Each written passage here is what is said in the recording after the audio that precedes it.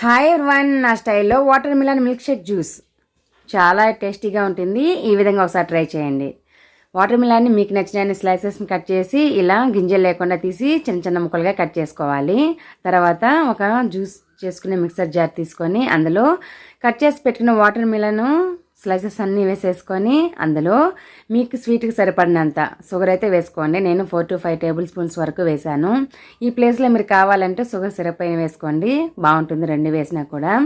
తర్వాత కాంచి చల్లార్చిన ఫుల్ క్రీమ్ మిల్క్ని వాటర్ మిలన్ స్లైసెస్ మునిగేంత వరకు మిల్క్ వేసుకొని గ్రైండ్ చేసుకోవాలి మెత్తగా. ఒక గ్లాస్లో వచ్చేసి ఐస్ క్యూబ్స్ వేసుకోండి మీకు సరిపడా.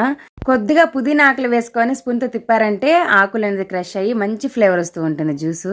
గ్రైండ్ చేసి పెట్టిన వాటర్ మిలన్ జ్యూస్ మొత్తం వేసేసి కూల్గా తాగేయడమే. ఫ్యామిలీ మెంబర్స్కి అయితే నేను చేసిన జ్యూస్ 2 గ్లాసుల వరకు వస్తుంది. నేను చేసే water melon milk shake juice అయితే రెడీ అయిపోయింది. నచ్చితే లైక్